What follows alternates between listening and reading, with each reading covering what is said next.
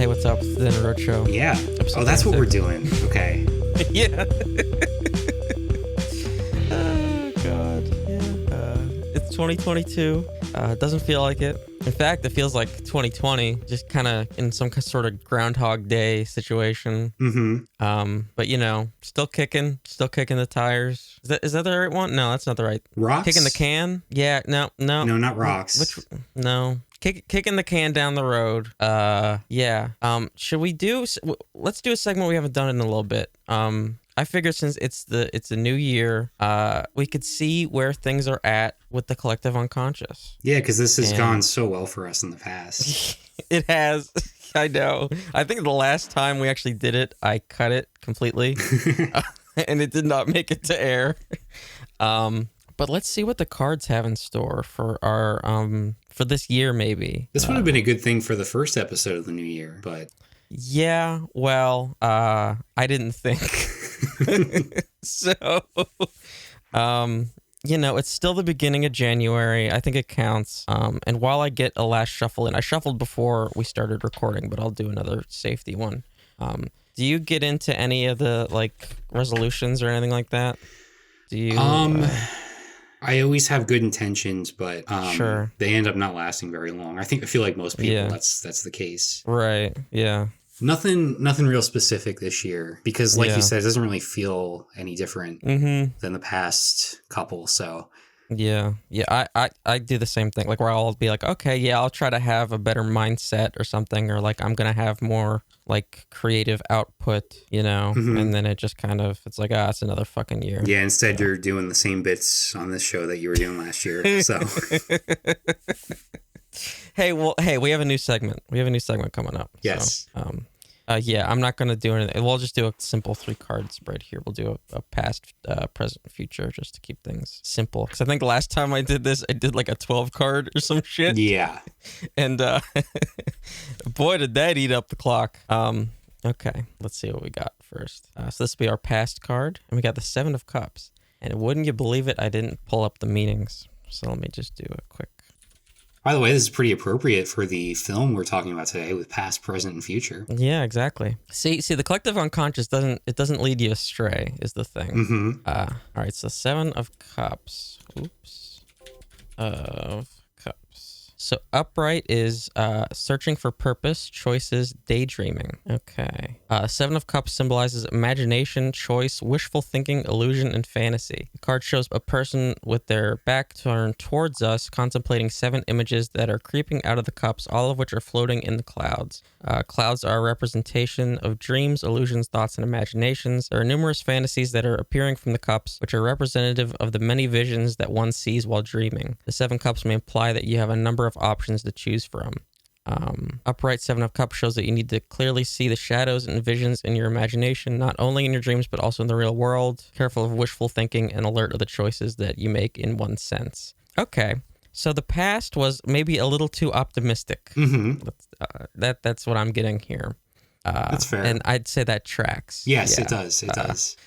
2021, we had some hopes. Okay. So let's see what's going on currently, our present.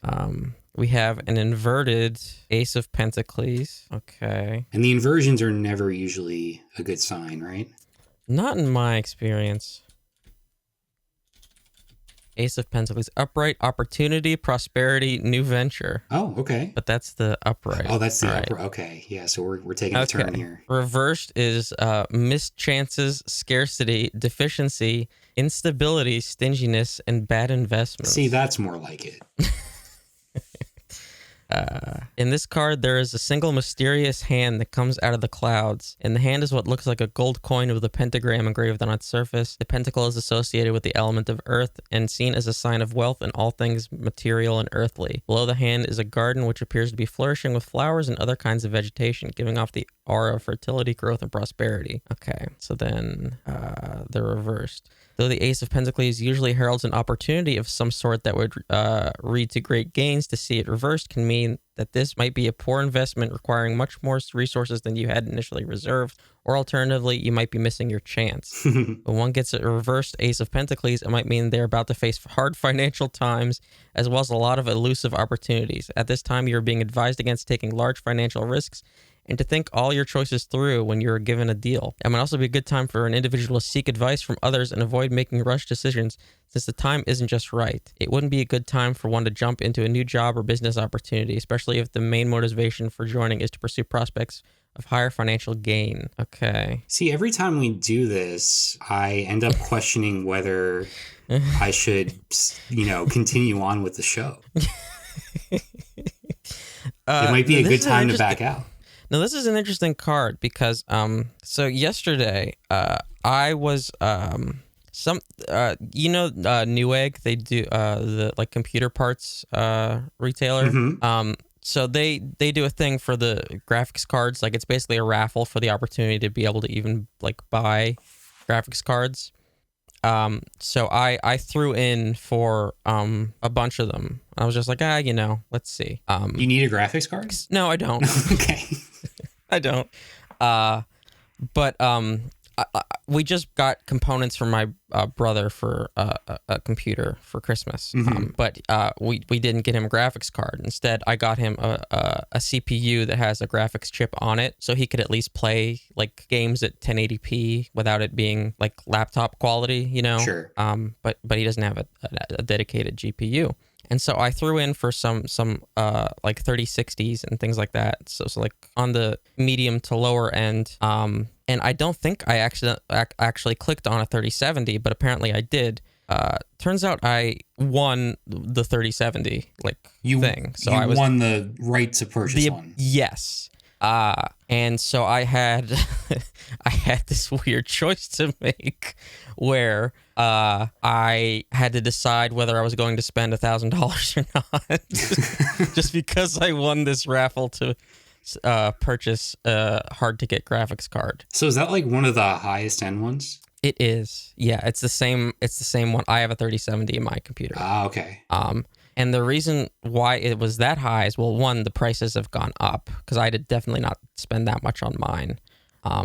And two, it was bundled with an SSD in order to curb scalping. I thought you were going to say it's bundled with a computer for that price. No.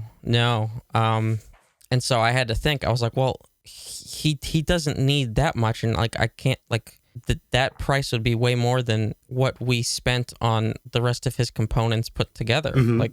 I just got him other things too for Christmas and everything. But the future proofing, that's so much fucking money. Right? No, he would be set for a while, but that's so much fucking money. Yeah, it is. So then I'm like, okay, well, can I flip it? Is that even worth it? And it's like, well, then that's really shitty to him. It's like if I buy a graphics card and then it's not for him. So then I'm like, do I flip it? And it's like, that model was going for just a couple hundred, maybe more than the Newegg price. And then I'm saddled with this SSD that I would also have to sell. It's like, that's still $1,000 that is just up in the air for me, mm-hmm. Only for maybe it's just a tiny bit of profit, maybe $100 if I sell the SSD. It's like, no, this is not worth it, And also on top of that, they didn't even give you free shipping. They were charging $20 shipping when you're spending $1,000, which I was like, that was what really did it for me. I was like, okay, no, you know what? No. It's just the principle of it. Just the principle of it. That's come on. Because I was already ordering shit from them. I had just ordered shit from them for Christmas and I got free shipping. And so it's you're really going to nickel and dime on GPU orders for $1,000? Anyway, but yeah, so I just think this is funny where it's be wary of bad investments. And so no graphics card. No graphics card. I didn't do it. So somebody else got the opportunity to buy a 3070. You've doomed your brother to subpar gaming for the time being. Yeah, for right now. But then apparently NVIDIA just announced 3050s. So yeah. Well, that sounds like a lower number, right? I'm not sure how these work. It is. So it'll be more affordable, right? Ideally. Yeah. Okay. So we will see. All right. So let's see the future. So this is going to be what's going on this year. The 10 of Swords. Okay. Upright. Failure, collapse, and defeat. Okay. You can stop there. No. Another one of the most striking and ominous cards in the deck. The Ten of Swords shows a man lying flat on the ground with his face facing the dirt. Okay, that's not written very well. He is covering with a red cloth from the chest down to his legs. 10 long swords are stabbed into his back. He may not have seen his end coming.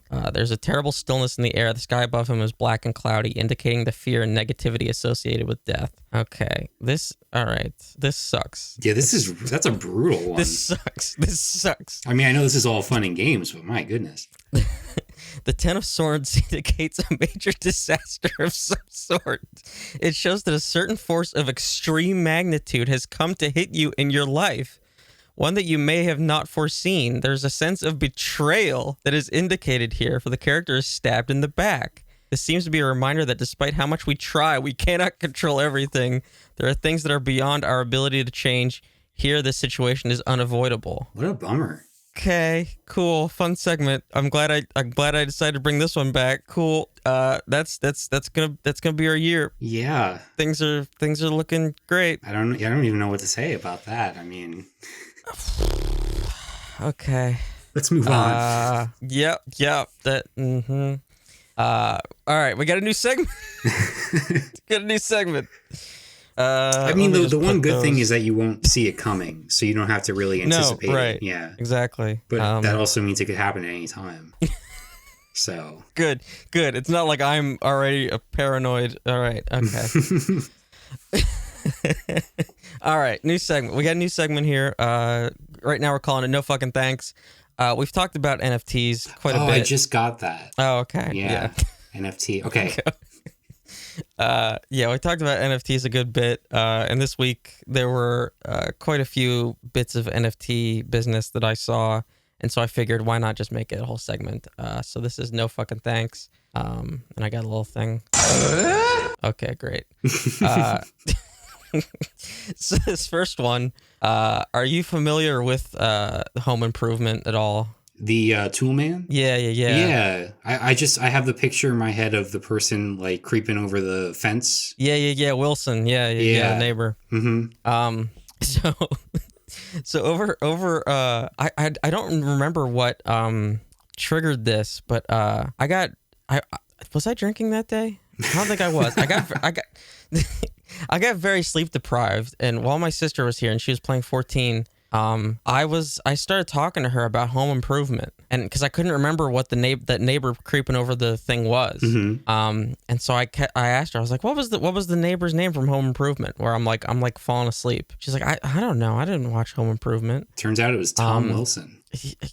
No, you know what? I didn't make that connection. And then I just started saying and then I was like, well, what was the wife's name? I was like, was it Peggy? Was it? I just kept trying to remember all these details about Home Improvement. And then I was like, I think there was something going on with Wilson and the wife. I think he was up to something. Was that like an actual with the wife, like plot line, or was that sort of like subtext, like implied? I think it was implied. I think it was maybe there's probably a lot of fanfic, Do you think so? Yeah. Home Improvement fanfic of Wilson and the wife from Home Improvement, who was not Peggy, because I was thinking of isn't King of the Hill. Yeah, I was gonna say King of the Hill. But anyway, Richard Karn, who. We're in the weeds now. We're in the home. By the way, like you were just thinking about the show. How long had it been since you've seen it? Probably 20 years. Yeah, I was gonna say. So Richard Karn, who played everybody's favorite lovable sidekick Al Borland on Home Improvement, he tweeted on January 2nd that he's got an exclusive Richard Karn NFT drop coming soon. Well, there's been a lot of TV reboots So I wonder if this is like foreshadowing of a return to Home Improvement. I don't know, but it's not even like in character or anything. Oh, there were no details. It just literally says Richard Karn exclusive NFT drop, and it's just a photo of him. Oh, okay. And then 2 days later, he tweets, "I've thought long and hard about NFTs, and I've decided it's not something I need to do." And then prayer hands and heart emoji, accompanied by a photo of him smiling. Now, do you think that his change of heart there was because of backlash against him, or just a lack of response to it? I'm not sure. I assume there was some backlash. Maybe his kids talked to him. I don't know if he has kids. Mm-hmm. He seems like the kind of, he's of that age. He's probably got kids who are, probably around our age. Maybe they talked to him and were like, "Yeah, it's kind of lame." But I just think it's very funny that he just like accompanies all his tweets with a photo of himself smiling. Oh God. It took him 48 hours. So that was the Al Borland NFT. Now, this is going to be the big one. So did you see this? Did you see the fart jar NFT? No, I haven't. Okay. All right. So this woman by the name of Stephanie Maddow, she was a contestant on the television show 90 Day Fiancé. Mm-hmm. I believe, is that on it's not TNT, it's TLC, right? I mean, I was gonna say like Home and Garden or something, but probably TLC. Yeah, that sounds more like it would fit there. So she after she was on TV, she got involved in making adult content, and her adult content consisted of selling jars of her own farts. Okay, so is this like an OnlyFans thing? I believe so. Mm-hmm. Yeah, but like she was actually selling the jars themselves. And so she was on a she was on a diet of whatever you have to say next, I'm not gonna like. She was on a diet of beans, protein muffins, yogurt, and hard-boiled eggs. And she said that, quote, "While I wait for those farts to develop, I like to read," according to a day in the life video on her Instagram from November. And she sold the fart jars plus flower petals and a handwritten note for $1,000. I'm sorry, that was when they were on sale for 50% off. So I guess they were $2,000. Wait, but what kind of pre-fart literature is she reading? I don't believe we are privy. Oh, that's unfortunate. She likes to read. I was hoping for some recommendations. Yeah. And at that point, November, 97 people had purchased fart jars. Somehow that's less than I thought it would be. I don't know why. Bear in mind, they were from $1,000 to $2,000 each. Oh, okay, yeah. So it's a bit pricey. This Vice article goes into other. It's a Vice article. Yes. Well, the other one was the New York Post, and they're pretty rough. They were only going into the her let's say health scare, but I needed the NFT info, and Vice had me covered. Well, what was the health scare? So did it have anything to do with that diet? It in fact did. Because she was. That diet is nothing but cholesterol. Sure. She was eating nothing but eggs and beans for every meal. She was literally doing the song. She was living out the beans song. You eat your beans for every meal and whatever the thing. Yeah, that's definitely not how it goes, but I do know it. Whatever it is. Yeah. And so she started having chest pains and had to go to the hospital because she thought she was having a heart attack. Mm-hmm. So she has now stopped selling the fart jars and has now pivoted to selling fart jars as NFTs. Interesting. So now the fart jars are available as JPEGs on the blockchain. Now that really goes away from the purpose of the fart jar to begin with. Because how do you Now hold on though. Okay. Now hold on. Okay. Because she says on the website, these NFTs are just as beautiful, unique, and rare as my actual poots. But is it about the rarity or is it about the aroma? You can practically smell how delightful they are through the screen. Well, no, that's false advertising. I don't just use your imagination. No, I feel like it's not about the rarity for the people buying them. Okay, well, here's this. 100 tokens will be redeemable for a real fart jar, according to the site. Oh, so she still is making them then? Yeah, I guess not with the same regularity. Yeah. Because like you're gonna fart. Like she was actually just like forcing herself to fart. Sure. So I guess whenever she does fart, she just so these are scramble organic for a jar. These are more organic. Yeah. Okay. Yeah, these are non-GMO. And I feel like that just makes them more valuable. I mean, they could be. Now my thing is like, so if you're spending $1,000 on one of these jars, I mean, it's one-time use, I would think, right? Like as soon as you open that lid, I mean, you have your moment, and it's fleeting. Most highs are, That's true. It's just a lot of money to spend on a very short amount of. The JPEGs are only 0.05 Ethereum each, or at the time of this posting, $200. But crypto is currently crashing, so it's probably a lot less now. So 100 of them can be exchanged for real fart jars. 70 of them can get you used panties. 30 will get you used lingerie. And 10 of them, I guess these are the super rare ones, you could be redeemed for jars that she has queefed in.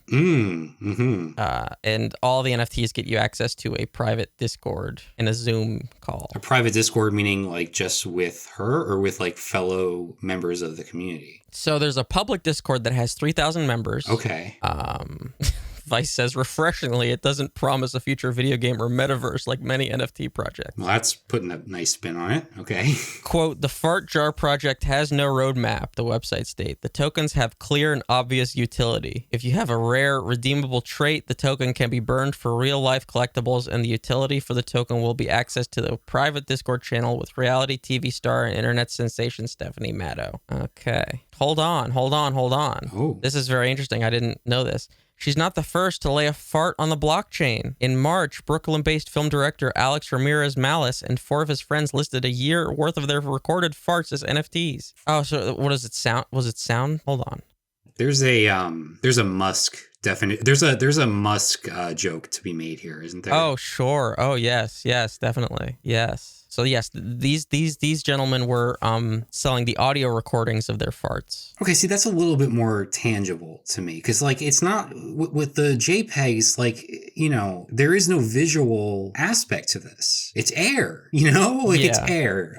So I really don't see the appeal there. But like the audio, I can kind of get behind because that makes more sense. That allows you to use your imagination, I think, a bit more than the JPEGs do.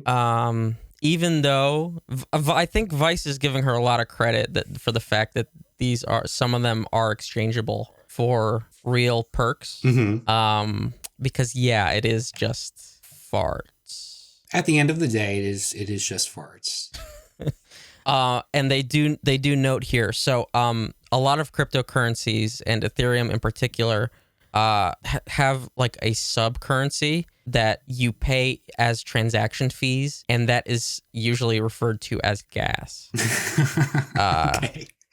So there are a lot of layers here. That's Fart Jar NFT. Yeah, it's just, I don't think it's the correct medium. I applaud the effort here, trying to carve out a space for yourself in this new landscape. But I don't know. I don't know if it quite fits. But who am I to say? Like if you're into it, then you're into it. So it seems at least 97 people were into it. Again, given the fact that Vice was reporting on this, that is a This got a lot of traction on Twitter the other day. I'm sure it did, yeah. And the New York Post had a piece. There were a total of 5,000 potential NFTs. The public Discord has 3,000 members. They do draw a parallel to the Gamer Girl bathwater from a few years ago. But I believe that was just straight up sold for, real money. But yeah, that's Fart Jar NFT. What do you do with the bathwater when you get it? I believe it was just the people that bought it just made videos of themselves, like either smelling it or drinking it. Drinking it is what I thought, yeah. Yeah. Okay. Yeah. We got one more. I don't know how we top that. I know. I probably erred, but notorious douchebag, hockey's Tom Wilson. Oh, don't tell me he's selling his farts. He's selling some shit. I'll tell you that. The other day he tweeted out, can't wait to get my lion NFT and my own land in the metaverse. Thank you at Apex Predator NFT. If you want more, check out their Discord link below. And then a JPEG of some of the most hideous looking clip art I've ever seen. So you think this is just like a paid sponsorship from like a company trying to break through? Yes. Which, why they would go to Tom Wilson? Well, maybe they didn't go to him first. Maybe he was like their 20th choice. But seems. I don't know. I mean, apart from Washington Capitals fans, who actually would want to purchase something associated with him? I don't really understand. So I think it's very, very possible that Tom Wilson is a crypto bro. Yeah, I can see that. I think it is totally in the realm of possibility. Did you click through? Did you see how fucking hideous this thing is? Yes. It looks like something somebody did in Paint in about 10 seconds. Mm-hmm. Like the coloring is terrible. It just looks like really bad clip art. He spent more time beating up Artemi Panarin than the person who made this spent working on it. Yes. Because most likely no person actually made it. They made the template and then they just actually that might be the best looking one of these. Holy fuck. I went to their Twitter.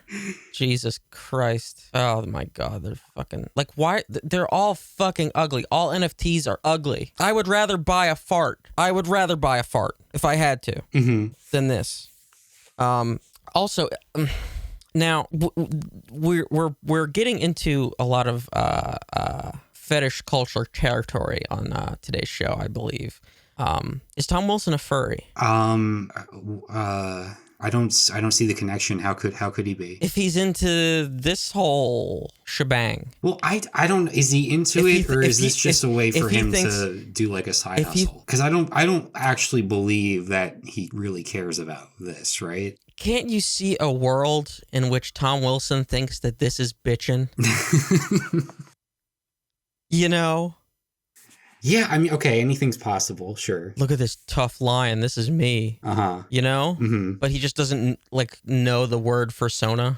Does he, in the arena, does he ever gravitate towards any of the mascots? You know, I don't know. What is the Capitals mascot? I think it's a bird. It's that fucking chicken. It's that chicken, isn't it? Yeah. Wasn't it like an eagle? Well, it looks more like a chicken, you know? Well, that would make sense, too. Because Kuznetsov has that stupid fucking dance, right? I kind of like it. Oh, no, he can go fuck himself. I think it's as far as celebrations go, I think it's a pretty good one. But well, then you have oven chicken. Oven chicken? Alex yeah, sure. Yeah. And I just love a lot of the comments from Capitals fans that are like, no, bro, not you too. It's like, really? Like, you actually expected more from Tom Wilson. Like, really? It looks so bad. Yeah. I just anybody that defends buying that shit, it's just like because you can just buy good art. You definitely could.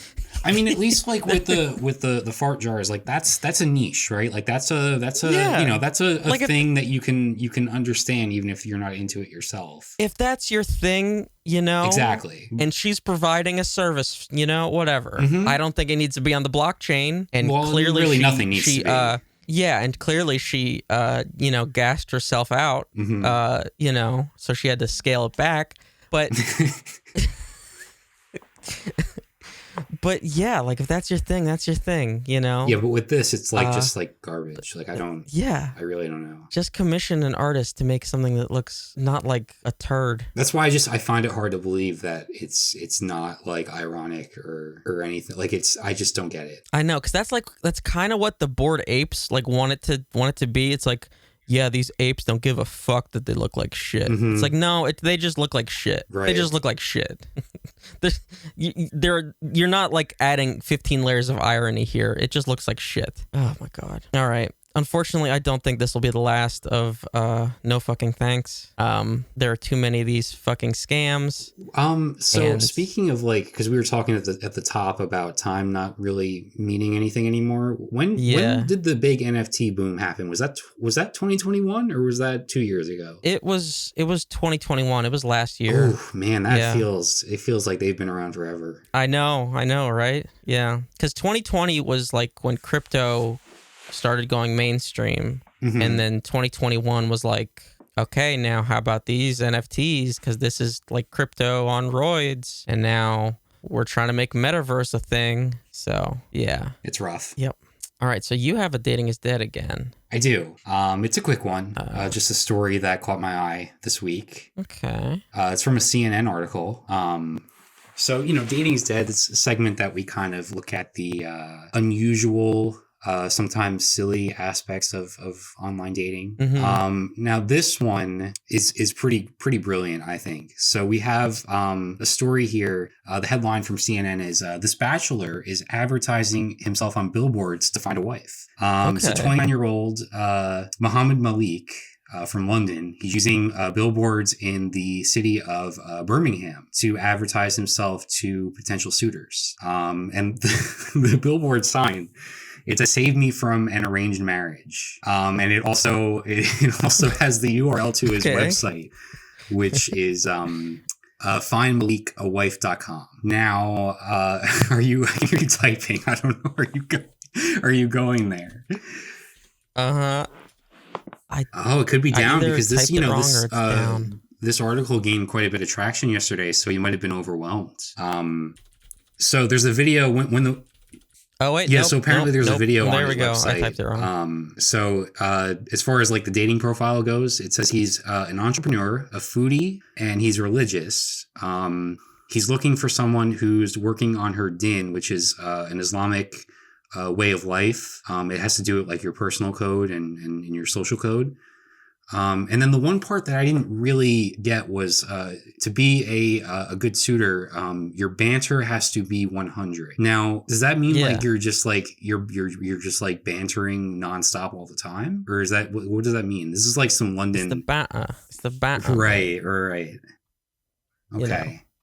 But yeah, so his reasoning for choosing this method, he says that he just hasn't found the right girl yet, and it's tough out there, and he had to get a billboard to get seen. So this is like a pretty genius way of bypassing the whole dating app thing, because it's those can be tough. And clearly it's worked to some degree. I mean, we don't know the end result here yet, but like he's got news stories written about him. I'm assuming plenty of people are seeing this when they're stuck in traffic. You can fill out. Yeah, this is great. Yeah, it's pretty great. My thing though is like, so like, let's say the context that you're seeing this, right? So like, depending on where in the city this is, like you could be like in some serious traffic, right? Like after a long day at work. I don't know if you're in the right mindset to be looking for doesn't it hit you when you least expect it? It's true. Yeah. It's true. It's a good photo. He's got some good photos on the website itself. I think it's great. I think it's hilarious. It shows a level of seriousness, right? Because you don't like when you're on the app, you don't know to what degree people are really. He's paid for the domain. He set up the Squarespace.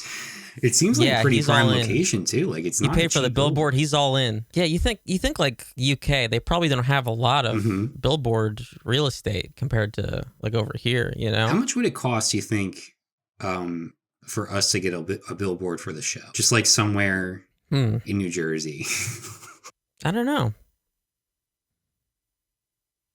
And do we pull like a switcheroo where we frame it as somebody looking for a date, right? And we make a URL, but then once you go there, you get redirected to the DeadEndRoad show? Or is that like borderline catfishing? Is that not a good idea? I think that's probably catfishing, but something like where it's something that we mention in the show, so it's not like false advertising. You know what I mean? So like fart jars. Well, I don't think we would mention them on the billboard. We're not doing anything with fart jars, but we mention the fart jars.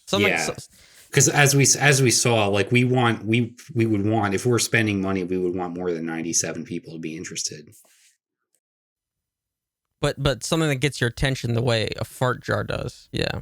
The fart jar thing is reminding me, when I was a kid... I don't know if I like where this is going either. When I was a kid, I created fart grenades. Uh-huh. Because I came up with... I was very into science as a kid. Yeah, I remember you used to carry around a periodic table to like summer camp. Which I don't know how that didn't result in more bullying than it did, but it should have. It should have. Like, I don't condone bullying in any circumstance, but you were no, it should have. Yeah. So I would do a lot of experiments, and so maybe this is something you've noticed in your life, maybe you haven't, but like in the shower, if you like when you fart, it's more pungent, right? Well, I've told you about this. My sense of smell is very weak. Okay, I'm not the person to ask here. All right. Well, you're gonna have to go down this road alone, I'm afraid. In my like 8-year-old experience, I found that. Why is that? Case. Do you think, like, Mr. Science Man? So my thinking was that the gaseous form of the fart would become saturated by the liquid, and this would make the odor stronger. So I conducted experiments into the creation of the fart grenade. See, this is like only child behavior. I would expect this from myself as a kid, but you had siblings. Who was I going to use the fart grenades on? That's a good point. So I would fart into little disposable plastic water bottles, like, I don't know, 8 ounce or whatever the hell size. And then I would fart into ones that still had like tiny little bits of water, like I'm just talking just drops of water still in them. And the ones that had the drops of water smelled. This is remarkable to me. For one, the story itself is remarkable. I've never heard this. I would not have expected it. And then on top of that, the fact that you are sharing this right now. Well, if I did this like yesterday, I wouldn't be, know. I was a kid. Yeah. So yeah, the other thing that I experimented with was freezing them to see if they would retain the. Did you do the proper scientific method and use like control variables and stuff? Like, did you make sure that what you were eating was the same, that everything lined up correctly, so you knew exactly what was these were causing? farts on the same day. Well, I mean, even if it's the same day, it depends. It depends, what meal you've had. Yeah, no, these were not. The length between farts was not. When did this show regress into like potty humor? I don't. I don't know. But yeah, that reminded me of childhood memories. Well, it sounds like this person from 90 Day Fiancé has found her sort of niche, right? So if you're looking for a side hustle, I don't know if I want to interface with the people that are purchasing farts online. I don't know if that's what I want to do. But now I do remember taking the plastic bottles out of the freezer and just loosening the cap and tossing them at my sister.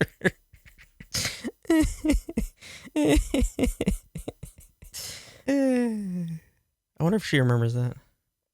I'll have to ask later. No, that would probably be a repressed memory. Probably. Oh, shit. All right. Best of luck to, what was it? Stephanie. Best of luck to Muhammad. Did she get married? I don't know. I guess for 90 days, maybe, right? Or no, it's not 90 days. Sure, I don't know how that show works. I'm pretty sure it's like you... Actually, I don't know whether you... Yeah.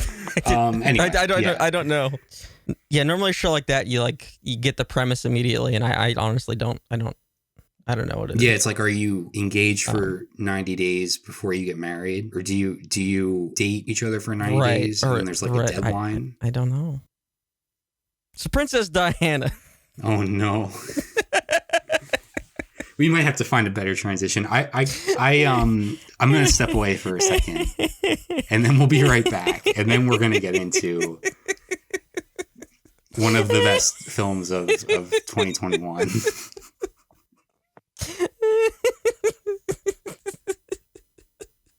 This is going to be the transition. I'm just going to sit here laughing.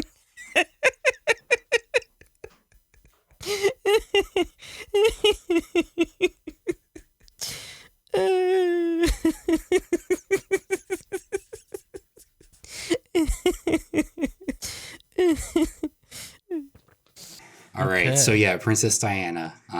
We're talking Spencer. We're talking about Pablo Larrain Spencer, starring Kristen Stewart. I mentioned it last week. I hadn't seen it when I was just talking about what we were going to be watching this week. And I billed it as sort of like a ghost story, which I think kind of fits, but it definitely wasn't what I expected it to be, just based on like a couple things I heard about it. But yeah, so this movie, very psychological portrait of Princess Diana across a 3-day span from Christmas Eve to Boxing Day in, I'm assuming sometime in like the, I don't know, late 80s or early 90s. So yeah. What did you think of this? Because this was definitely one of my most anticipated movies of 2021. And I thought it was incredible. I have a hard time.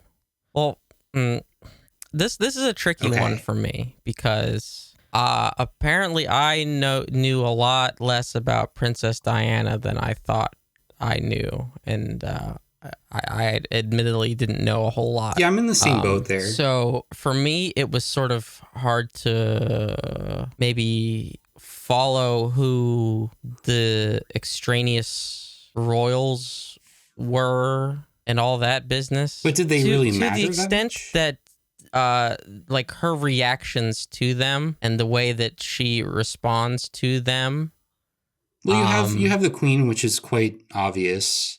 You have her walking corpse of a husband, which is pretty apparent too. Well, apart from I'm like trying to think of like their real world, because like is he the one that just like bit it recently? No, I don't. So I like know. And then the woman that was staring at her after the mass.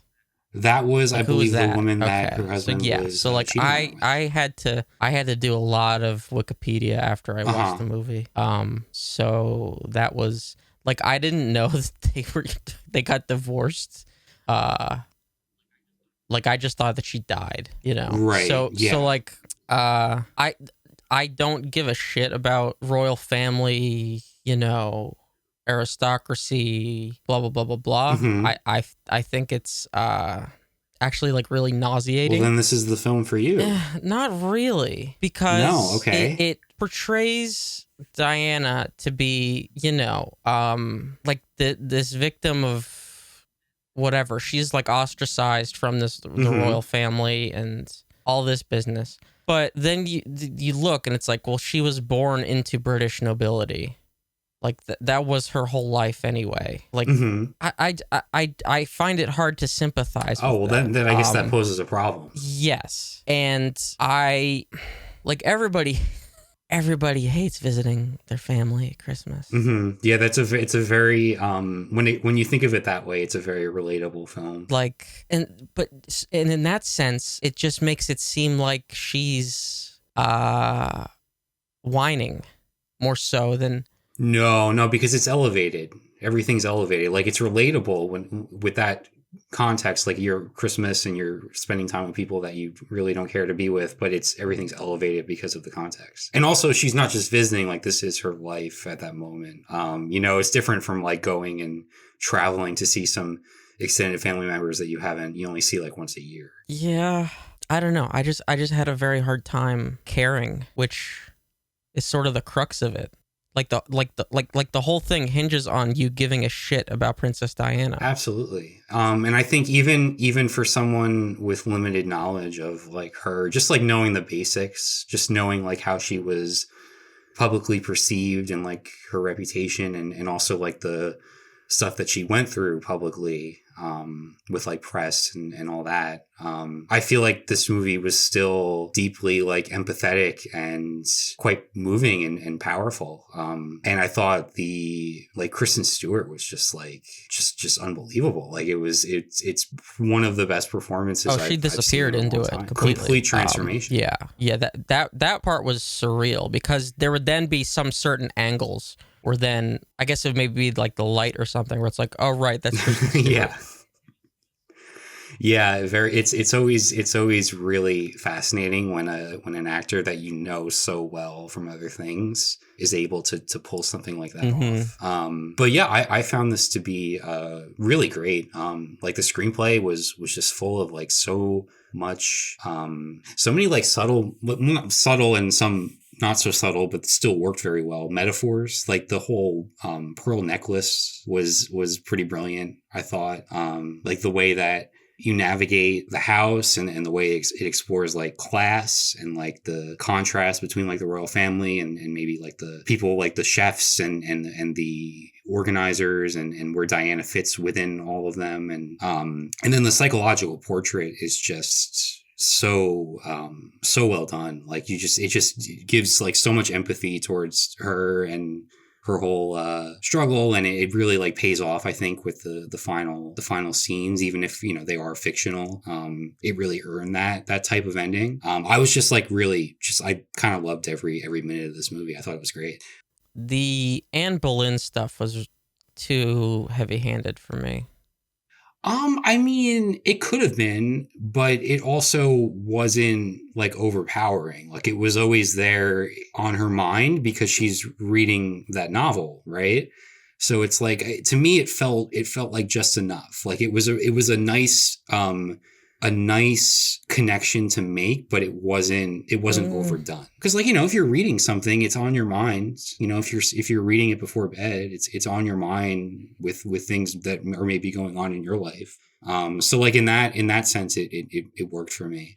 I don't know. I just thought it would be, it's one thing to draw the parallel, but to like keep going to that well over and over. I was at a certain point, I was like, okay, yes, I got it. Right. Comparison. Yes. There was enough, what am I looking for? There were enough symbols at play that where it wasn't necessary to constantly beat you over the head with it. Yeah, I mean, sure. Because there was a lot going on here. Like I said, with the pearl necklace, with the just dress in general, the way that like you navigate what you're supposed to wear throughout the different events of the holidays, and how that like sort of interacts with how people view her and how she views what's going on around her and like her place within it and all that.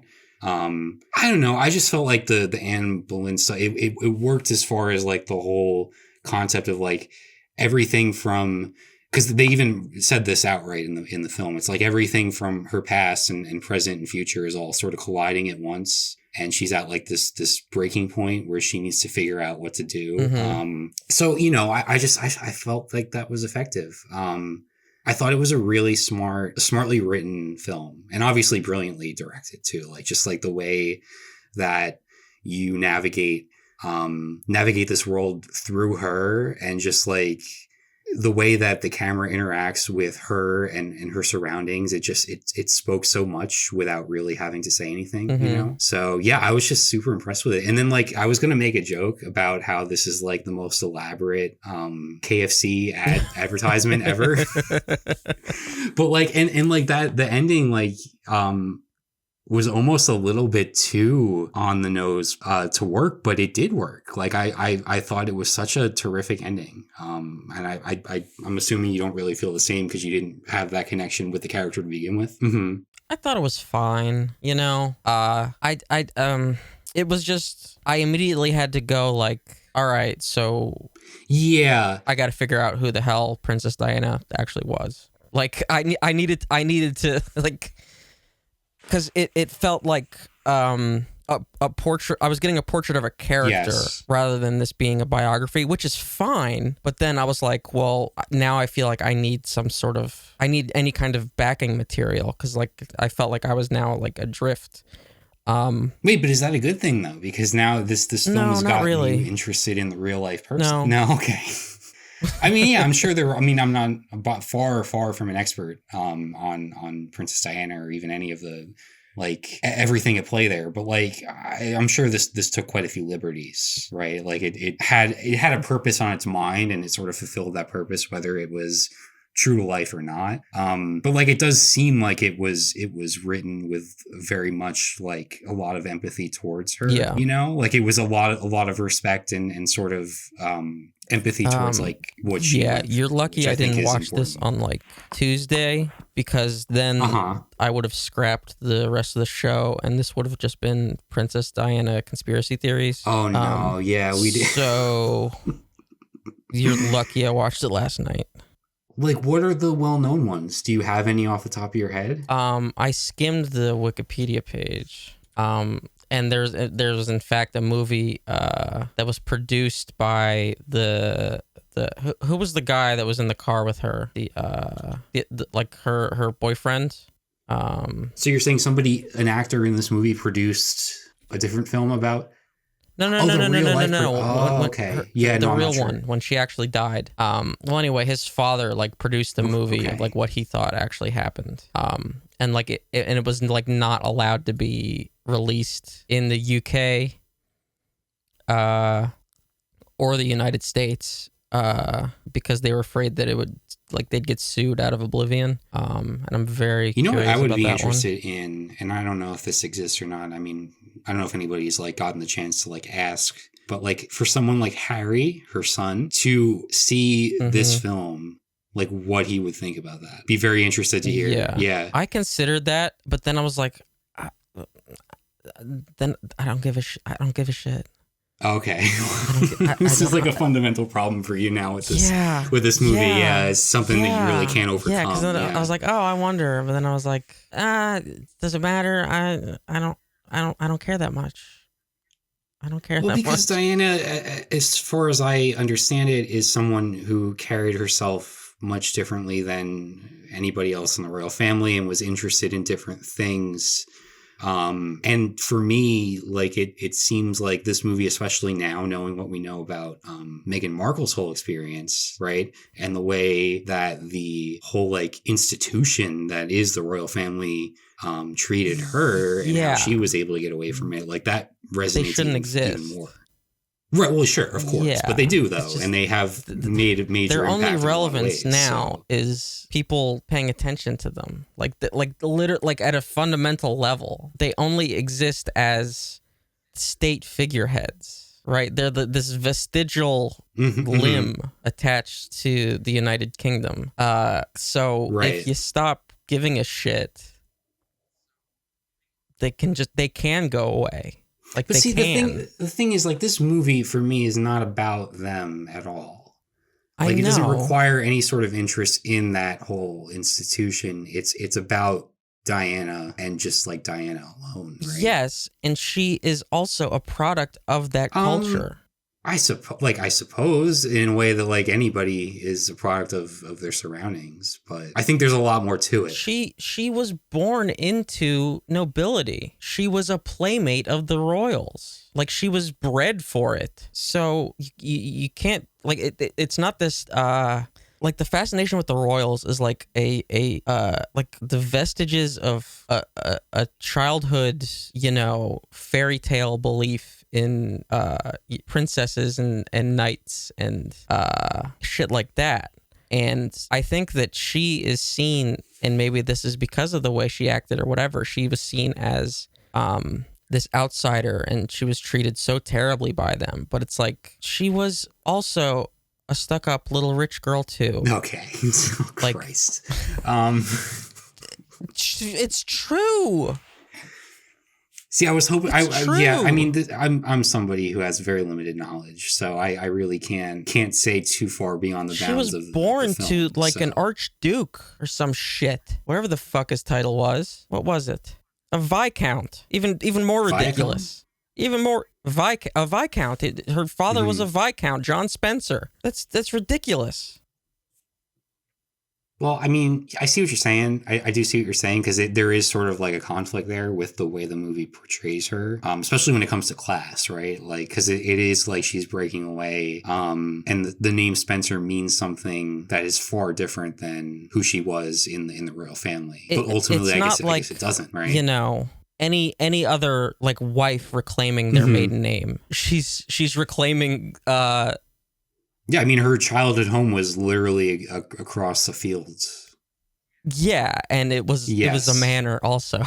Like, so like it's not, you know, it's almost like that Eric Andre.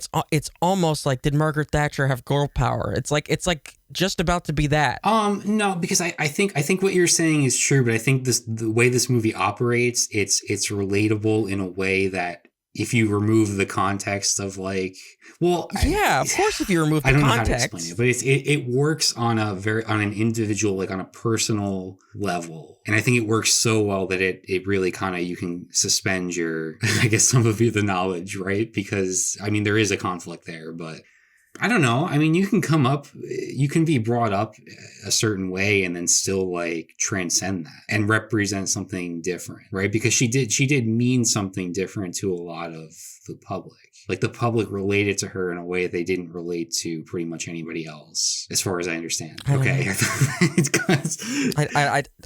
don't know. Yeah. Well, this is two people talking about something they're not terribly knowledgeable about. Because like what, she died when we were 3? Yes.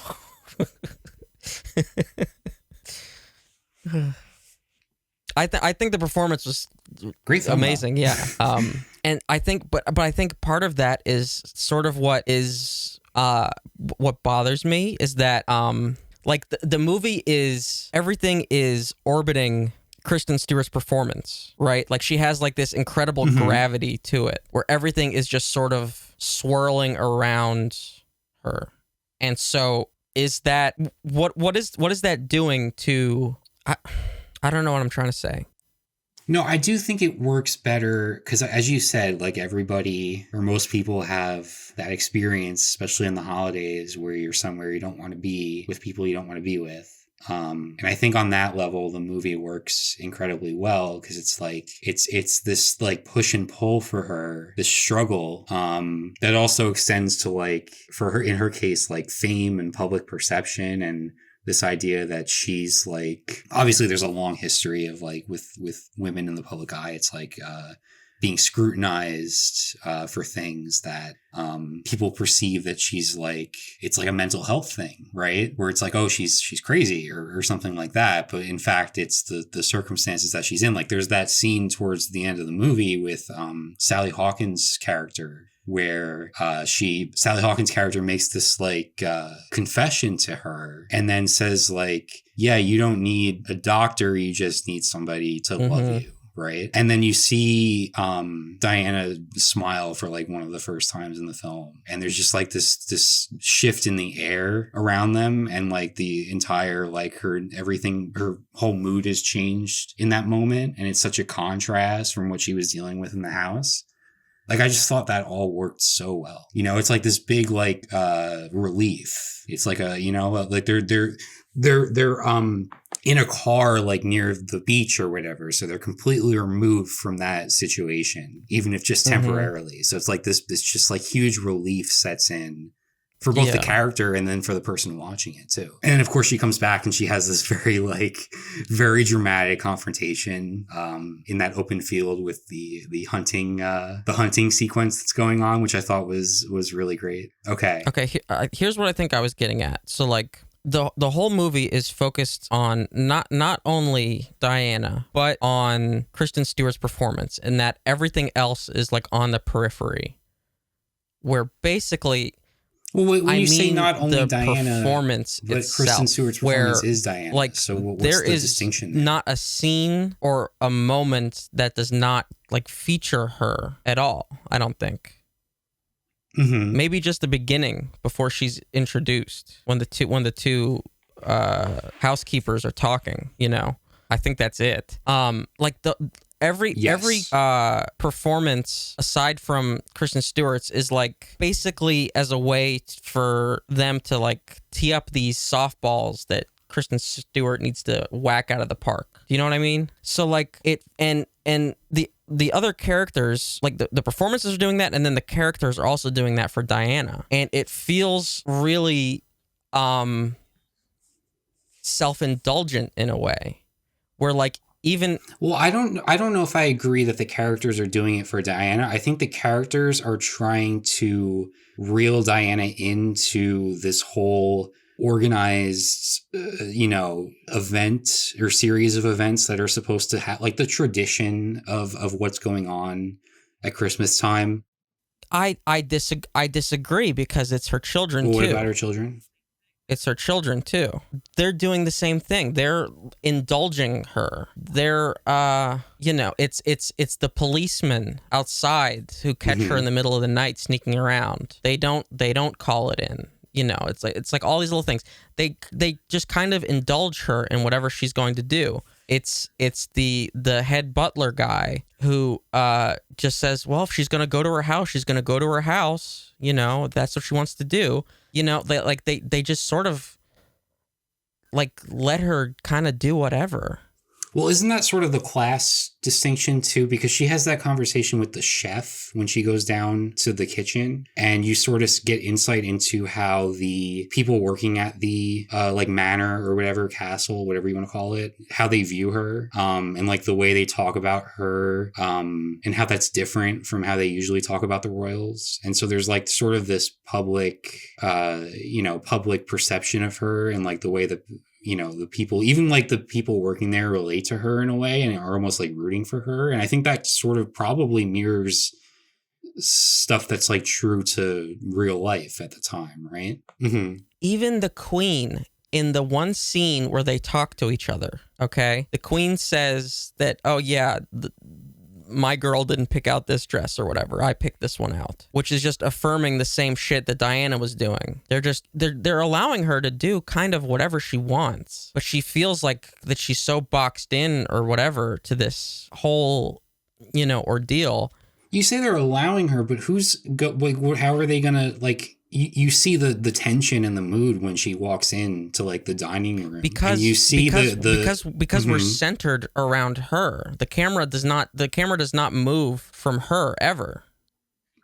She is always the frame. But then you also have like the small ways that they sort of push back, like when it comes to sewing up the curtains so that she can't open them, or trying to take away her the person that helps her with her dresses, like the one person that she really like can speak to like openly there, they send her off for a time. So like there's these little, they brought her back anyway, so it sure, but there was still a time there where she struggled without her, and then it was clear that that wasn't actually doing anything for them, so they brought her back and hoped that it would, because like at that point she's like in the like locked herself in the bathroom. So I just to me it makes it harder to, I guess, sympathize with her whenever it feels like a lot is being done in service to her, and this is like it feels reflected in the structure of the movie, and she just sort of I don't know, like turns her nose up at it. Interesting. When like even her children, and like even you said, even like this class difference. Like the chef makes her favorite thing or whatever, and she doesn't even eat it, and then she like fucks off and doesn't even like really. Well, yeah, she did talk to the chef before she left. She was like that. I'm sorry I didn't get a chance to have that. It would have been wasted on me anyway. So like. It was hard for me to. Yeah, I see what you're saying. It's interesting to me because it's a different reaction than I had to the film. But yeah, I see where you're. But my other point is that like I feel like there is a degree of intentionality here because of the way that it's shot and the way that the script is written. The total and complete focus on Diana and the way that like other characters set her up for these, they're almost like one-liners and moments that she gets to have. I guess I didn't really view it that way in the moment. It just felt like a lot of the surrounding characters were trying to do their jobs and like navigate her like resistance to, because she's resisting the family and the tradition that goes along with that, but that also means she's resisting these like the people that are trying to just do their jobs, right? So it's like there's tension there, and it's like how do you can't like, she's still like royalty, so you can't like confront her, or you can't like disagree with her, you can't like push back at her, so what are you left to do there, right? So I thought that was interesting, like the way the characters had to like the characters on the perimeter had to sort of navigate. They weren't at fault for what was going on with her, they were just kind of caught in the crossfire essentially. So yeah, I don't know. It's interesting. I feel like I should watch, what is it? Either the third or like fourth season of The Crown focuses on Diana. Yeah. I don't know who plays her though. It's one of those shows where it's like, oh, I should probably watch that. And then I just, it's been years. Yeah. I think my parents watched it. They watch they're watching something now. I don't even know what country it's based in. Some kind of royalty. They go for all that crap. Yeah, it's interesting because now that you've made this point about how she was brought up in nobility, so there is definitely like a conflict of interest, because this film feels like it's really rejecting that whole institution, and it's using Diana as like the force behind that rejection, whereas like, and also that she's like this like figure that represents like, I mean, she calls it middle class, which I guess is appropriate. Certainly she's meant to represent something different than royalty. I think that's pretty clear, but I guess that does kind of contradict with how things because that's like the main thing that I had to look up. I was like, oh, was it really the same case as like the new one? Whatever her name is, you mentioned her earlier. Meghan Markle. Yeah. Where she's really, like an American. She was like an American. Yeah, so like where she really was like on the outside, and it's like, well, no, Diana wasn't really. She maybe Diana represented that in the eyes of the public, which can sometimes be more powerful and effective than what's actually. I suppose true. That could have been the case, but That's at least from what I understand. But again, I'm here on a podcast talking about something that I have very limited background on. So I apologize. No, you have to take what the movie gives you. You do. It's true. It's true. Yeah. Well, I think it's a very interesting character study. And I think Pablo Larrain does a lot of fascinating stuff. Like he's never you're never getting a traditional biopic from him. It's always, there's always some other purpose on his mind. And this is another example of that. Just a terrific filmmaker. Like the direction was impeccable. Like so many smart like camera choices and like you were saying, the way they navigate the whole time and space essentially. And I'm also happy to have another like film that is centered around Christmas time that is quite contrast with the spirit of the season, where you have something that's pretty sad and melancholy and dark. So I'm always up for that. We had two of those this year with this and The Green Knight. So yeah. But anyway, so yeah, that was Spencer. So for next week, if you're gonna allow me to keep doing this, I thought we would check out the card counter from Paul Schrader. Who this is his follow-up to First Reformed, but of course he's had a very I was gonna say there's a bit of a difference of opinion there too. A film that I really loved, but you felt kind of, I don't know. I know I'm in the extreme minority on that one. I know. But yeah, so this one's starring Oscar Isaac. I don't know too much about it. I've been like, okay, Paul Schrader, I'm down, kind of avoided anything, but it's on VOD now. So yeah, I guess while we're in the movie realm, this won't take up too much time. I was trying to catch up on The Matrix, try to watch the new one. That was harder than I thought it would be, because so I had seen the first Matrix movie for the first time in 2020, I guess, because I think it was on Netflix at the time, and I remember it was a big deal because everybody was like, oh, Netflix has The Matrix, and so now I had to find it, and it was on Hulu, and I was like, okay, great. So I would assume maybe it is, but I don't have that. Like the whole thing would be on HBO Max. So yeah. Sure. The second one, which I already forget what it was called. Reloaded. Reloaded. Okay, yeah. Reloaded was on Hulu, and I think the third one was also on Hulu. So I was like, okay, great.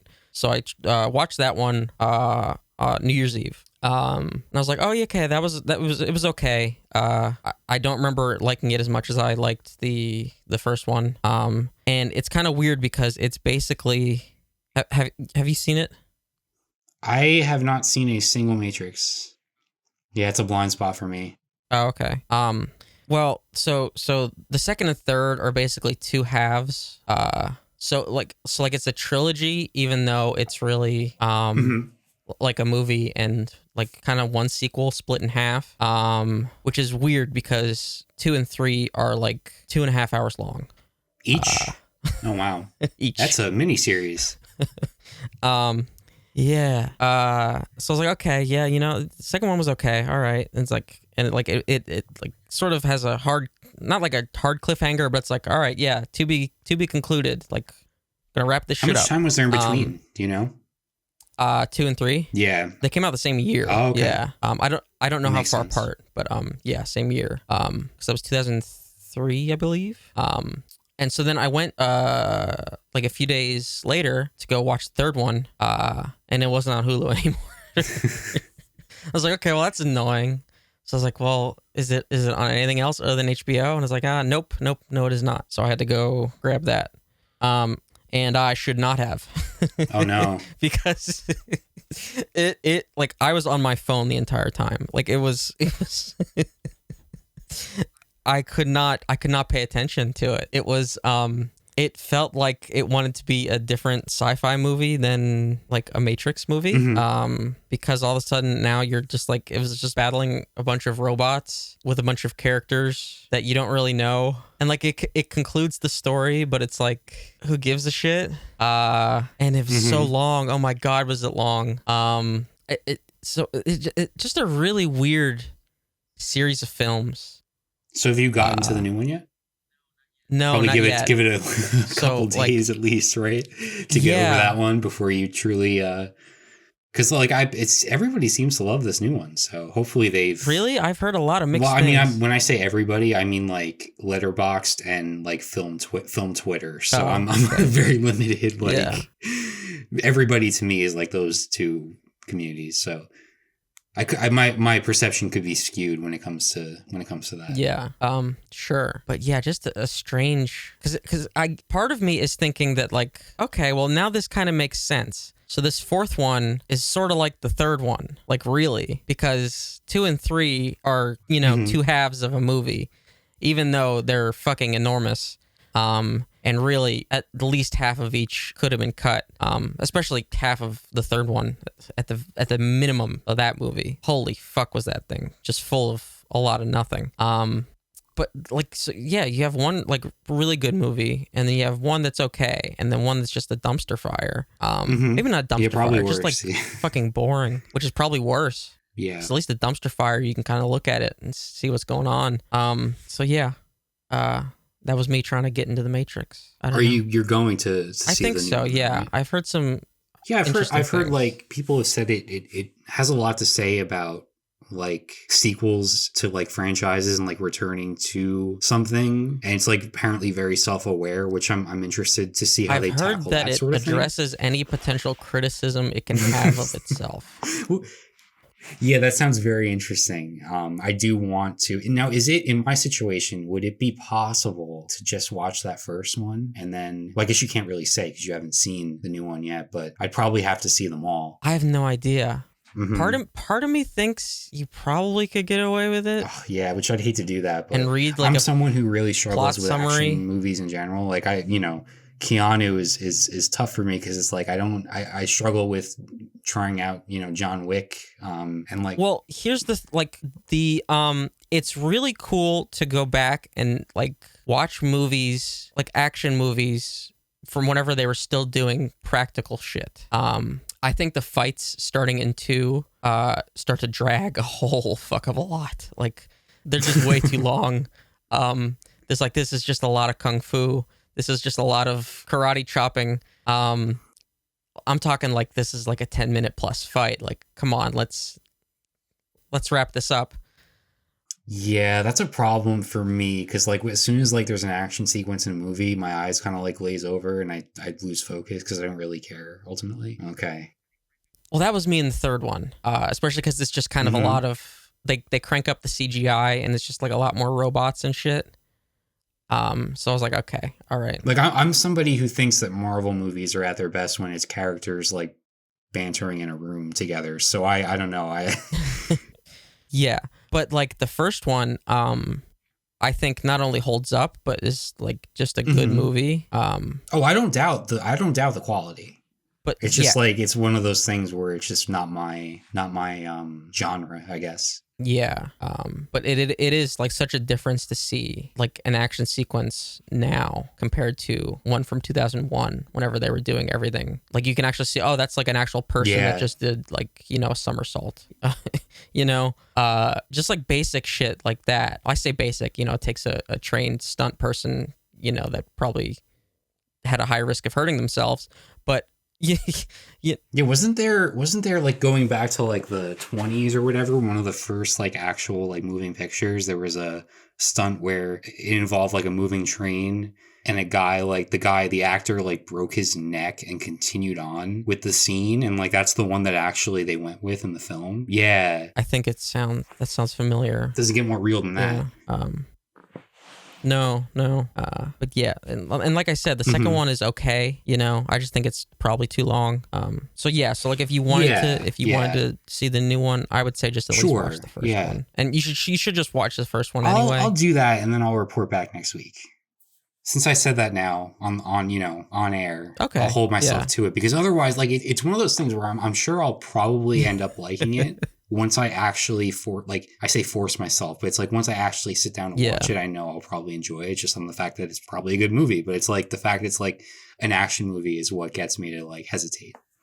Yeah. I mean, I don't watch a lot of movies in general, you know this, and I don't watch action movies. You know, I don't gravitate to that either. But I could see the like when they're done right, I can see the technicality on display and appreciate it. So yeah, that's what I was up to. And I think that might be a show. It was a good thing I cut out my weird number obsession. I will have to see when I could do that some other time.